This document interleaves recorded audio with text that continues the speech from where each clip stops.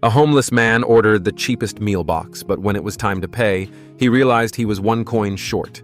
He pleaded with the owner to sell it a little cheaper, but the owner firmly threw the meal box into the sink. With no other choice, the man had to rely on the delicacies in the dumpster to get through the night. Luckily, the next day, while busking on the street, he met his father. This time, he could finally have a full meal. However, his father seemed to be in a hurry, quickly walking away, fearing his son would catch up. But he was still spotted. His father stammered, trying to hide his anxiety, but his son still posed a difficult question. "Christmas is coming. Can I come home and have a meal with you?" Before his father could reply, his stepmother spoke up, firmly refusing. In her eyes, there was only disgust and contempt for this lowly stepson. She couldn't even stand the smell emanating from him. But even so, before leaving, his father secretly slipped him a banknote. It was out of a sense of guilt. Yet the man didn't give up easily, because in his heart, family held a crucial place, and that was his obsession. When he returned to his cheap, rented room, strange sounds echoed from the bedroom. He knew he was the only one living in this house. Clearly, there had been an intruder. He was so scared his whole body trembled. In a panic, he grabbed his slippers as a weapon, but when he forcefully opened the bedroom door, there was no one there. As he stood there confused, wondering why, and about to check the kitchen, the intruder made a sound again. It turned out to be an adorable calico cat. His heart, which had been hanging, finally settled. Perhaps it was the kindness within Jim, or perhaps it was his own experience of the terrible feeling of hunger that led him to deeply sympathize with the cat that had suddenly entered his home. Unlike most people who would choose to chase it away, he didn't hesitate to pour out the remaining milk in his house for it. He found himself staring at the cat in a trance. This was the first time he felt a connection with another living creature. But then his eyes turned sorrowful. He guessed that this cat had simply wandered off by accident, not abandoned by its family like him. Surely someone was worried about it. So, after it had eaten its fill, Jim opened the window intending to let it go home. But to his surprise, the calico cat seemed reluctant to leave this temporary small home. It turned its head to look at Jim, its eyes full of pitifulness. Perhaps his heart was too lonely, so Jim decided to let it stay for the night. In the quiet of the night, Jim even sang a song for the calico cat. He used a song he composed to tell the story of two lonely souls. When the melodious song ended, the cat, without any hesitation, jumped onto his warm bed and then fell into a deep sleep. The next morning, Jim took the calico cat and knocked on every door, asking around, but sadly, no one claimed the adorable calico cat. Jim had no other choice but to let it go. In fact, he had already secretly sensed that it was a stray cat. He had been moved by compassion, but the harsh reality forced him to face the truth. He himself struggled to survive. So how could he possibly have the energy to care for another cat? But their fate was not yet over. After seeing the cat off, Jim stood on the street busking. However, work wasn't as smooth as usual that day. Soon after he started singing, he was unceremoniously chased away by a security guard. As darkness fell, he dragged his exhausted body home, only to coincidentally find the cat sitting right outside his door. When he got closer, he discovered the kitten was injured. He quickly and carefully picked up the cat. But unable to find its owner, he had no choice but to ask for help from his neighbor, Betty, to treat the cat's simple wounds. Afterwards, she told Jim to go to a free public hospital for treatment. Fortunately, the kitten was quickly treated. The heavy stone in Jim's heart finally lifted. But when he was about to thank the doctor, he was surprised by the receptionist. "Treatment is free, but you'll have to pay for the medicine. The expensive medicine costs 22 British pounds. For a homeless person, this was nothing short of a sky-high figure. "This is a week's worth of food for me. You can buy it if you want to. But the more compassionate a person is, the less they can stand by and watch others suffer helplessly." He decided to use his entire next week's food money to ensure the calico cat's recovery. But there was still trouble ahead. This calico cat showed no gratitude. It absolutely refused to take its medicine. Despite Jim's kindness, the calico cat bit his hand. Not knowing what to do, he had to call for Betty's help. Unexpectedly, in front of Betty, the cat was incredibly well-behaved and obedient. She easily coaxed the kitten to take its medicine. While the two chatted, they gave the cat a pleasant name, Bob. With Bob as a bridge, Jim and Betty started talking more. Betty told Jim that society had many people struggling with substance use, and she hated such issues the most. When asked about his situation, Jim said he wasn't contracted by a company but was a freelance musician. He said this because he didn't want Betty to dislike him. In reality, Jim was just a street singer and also a longtime substance user. In the mornings, he relied on busking to earn a meager income, and in the evenings, he used that hard-earned money to buy a brief moment of fleeting happiness. Life for him seemed to have no future, nor any notable joy. Although he had tried to break free from the chains of his fate, to abandon the bad habits that led him into the mire, after dozens of attempts, the result was always failure. Sometimes, well-meaning friends would invite him to stay overnight in their car, sharing with him familiar but irresistible substances. Jim outwardly refused, but the next day he would be unconscious in the car. It seemed Jim's life was destined to be like this. But luckily, he now had a small cat. The next day, Jim went out busking as usual, but Bob followed him like a shadow. He was afraid he couldn't take good care of Bob outside, so he left it in the residential area. Unexpectedly, the calico cat was incredibly clingy. It secretly followed Jim onto the bus. The passengers all found the cat that suddenly boarded adorable, and everyone smiled. The atmosphere on the bus also became warmer. Bob couldn't see Jim on the first floor, so it quickly went to the second floor to search. Indeed, it found its owner there. Jim had no choice but to put it on the windowsill to let it admire the bustling city. To prevent Bob from wandering around, a passenger on the bus brought a leash for it. After getting off the bus, with crowds of people around, Bob looked around curiously, taking in this new world with its inquisitive eyes. Jim worried Bob would be scared, so he gently bent down for Bob to jump onto his shoulder. Just like that, a unique and magical duo, one person and one cat, was born. On normal days, the hurried crowds rarely noticed the scruffy, struggling young man on the side of the road. But today, this unique duo attracted countless eyes. People suddenly slowed down, everyone smiling brightly at them. Passers-by came up one after another, inviting them to take photos together, generously donating money and cheering them on. At this moment, Bob, like a little star, would nod in thanks. When the song ended, Jim collected a good amount of money. The income from that day alone was enough for him to live comfortably for a whole week. Do you know, you are such a lovely, captivating little animal. From then on, Jim and Betty met and interacted more frequently, and their relationship unconsciously took a big step forward. That day, Jim's substance-abusing friend came to his house. He knew Jim had been doing well recently, so he wanted Jim to take him in. Jim firmly refused this request, but the friend kept pleading for some money to tide him over. Although Jim felt awkward, he knew he couldn't condone this behavior. He warned the other person not to use the money to buy harmful substances. But when he returned home, he discovered that what he had feared had indeed happened. His friend from that morning was now lying unconscious on the ground. Instantly, Jim's spirits plummeted. He immediately realized it was due to an overdose, leading to a coma. He quickly called out to neighbors for help. Betty heard his cries and rushed over. She knelt down to assess the situation on the ground, then decisively performed CPR. By the time the ambulance arrived, the person's heart and breathing had stopped. The paramedics tried their best to save him, but could only stand by helplessly. This scene caused Jim and Betty immense grief. They witnessed a life simply slip away, filled with unspeakable fear and sorrow. In the sorrowful atmosphere, the girl told him a secret about herself.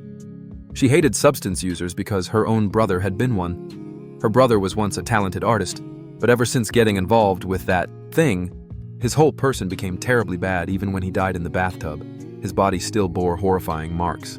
His friend's death, coupled with Betty's tragic story, felt like a heavy blow to Jim. He once again resolved to turn his life around, but he didn't dare tell Betty the truth that he was also an addict. Therefore, Jim, full of determination, sought out a doctor, hoping to break free from his substance dependency. He wanted to use his strong will and effort to rebuild his life. However, the doctor completely disagreed with his request. She solemnly told him, "This is not something you can just say and do. Many people fail at the very last hurdle." She instructed Jim to gradually follow her treatment plan. After the assessment, she created a suitable treatment plan for him. But when Jim was getting his medication, he was caught by Betty. Seeing the hateful person who had once deceived her, Betty's anger instantly flared. She ran away without hesitation. Jim frantically ran after her, wanting to explain, but Betty was completely disappointed in him. She didn't want any more involvement with this hateful person. Their relationship thus reached a dead end. As fate would have it, Jim's career quickly declined. He continued to busk on the street as usual. A man who thought he was in the right walked by with his dog, and the dog even urinated on Jim's bag. The dog's owner even showed disdain. This action angered passers-by, and soon the situation escalated from a few shoves to a brawl. Nearby police quickly ran to intervene. Although cameras proved Jim innocent, he was still fined and prohibited from busking for 6 months. With both his relationships and career faltering, Jim was in a slump for several months. When a person falls into their own weakness, it means they will continue to sink into that ignorance. In everyone's eyes, they fell onto the street, onto the ground, falling even lower. His mental state plummeted into the abyss. Darkness once again overshadowed his life. Looking at the substance dealers outside the window, the endless pressure and cravings overwhelmed him. He walked straight to the dealer, but the words caught in his throat. Jim tried to control his impulsiveness. At this moment, only Bob remained by Jim's side. It became his sole emotional support. Jim knew he could endure thirst and hunger, but his cat couldn't.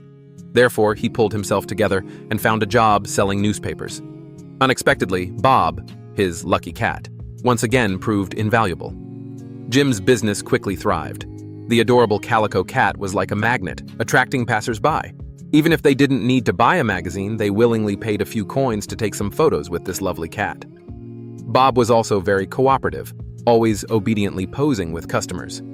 Its obedience and cuteness attracted more and more people. Even reporters began to take interest in this special duo. They even wanted to write an article about the story of the homeless man and his cat saving each other, publishing it online. The newspaper selling business progressed smoothly, and Jim's life returned to its original track. In just a few short days, he became a phenomenon on the streets of London. However, good days never last long. Whenever Jim's life improved, difficulties always arose. That day, they met a mother and son. The boy absolutely loved Bob, making a fuss and insisting his mother buy Bob. The woman, indulging her son, began to lecture Jim. She said Jim's income was unstable, and a cat following a homeless person like him would only suffer. She offered a sky-high price, showing her sincerity. But Jim resolutely refused. No matter the price, he would not sell Bob because Bob was not his pet, but his family. The woman, mortified, threw the magazine on the ground. This sudden action caused Bob to react instinctively. It jumped off Jim's shoulder and ran to the ground, with a fierce dog chasing behind it. By the time Jim reacted, it was already too late. He searched everywhere, but even after scouring every street corner, he couldn't find any trace of Bob. A week passed, and Jim still didn't give up on finding Bob. He had no desire to work and dared not rest, so his spirit was almost broken. A feeling of discomfort was slowly spreading throughout his body. The doctor advised him to control his emotions, otherwise all his efforts would be in vain. In despair, Jim held his guitar, with no heart to sing. He looked at Bob's food bowl, dazed as if he had lost his soul. The substance dealers outside the window seemed to beckon him. That terrifying thought once again appeared in his mind. But just by thinking of Bob's adorable appearance and the deep affection he had for it, Jim once again controlled his impulsiveness. "I'm looking for my cat. I have a yellow calico cat. Have you seen it?" The other person's eyes almost devoured him, but luckily he regained his composure once more. Life is often much harder than imagined, but perhaps heaven took pity on him. As he tiredly returned home, he suddenly heard a familiar sound. The lost joy enveloped his entire body. He quietly made a decision. He would never lose Bob again. "I'm a wanderer, but my cat is not." For Bob to have a better life, and for his own life, Jim believed he was mentally prepared to stop using. He knew this path would be incredibly difficult, but for Bob, he was willing to endure everything. The doctor said that during the week of withdrawal, his whole body would suffer unimaginably, 100 times more painful than a severe cold. But Jim had decided to prepare well. Previously, his footsteps had been on every road, but he had never been genuinely treated by others. Since Bob came along, people not only actively talked to him, but also called him by a very respectful title, Bob's owner. This respect and recognition made him even more determined to change himself.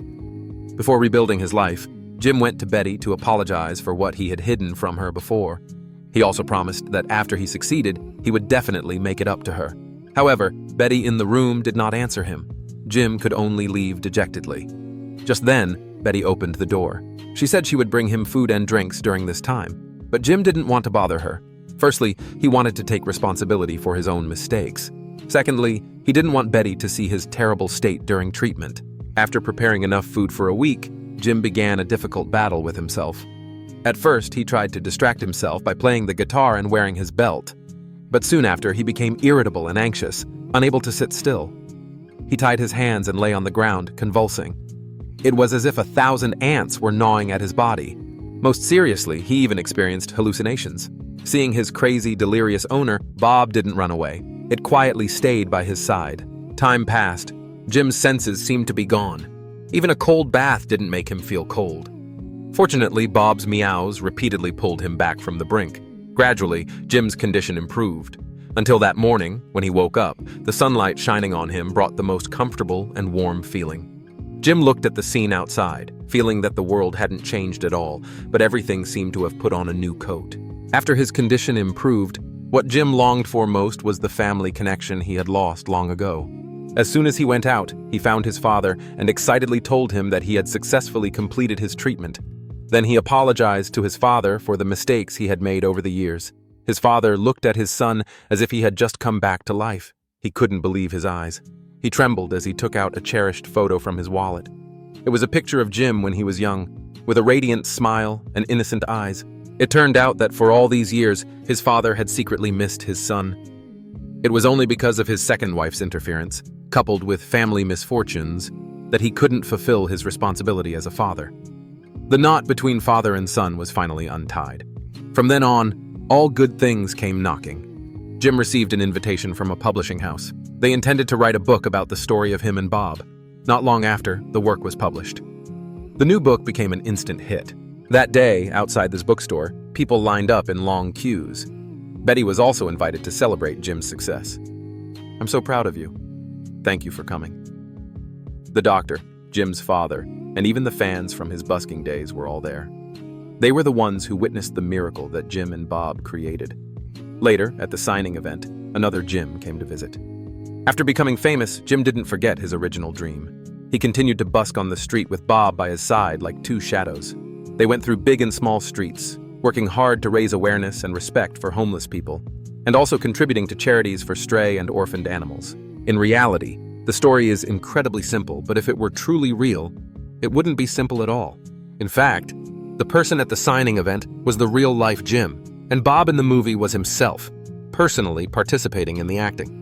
This added to the authenticity and emotional depth of the film.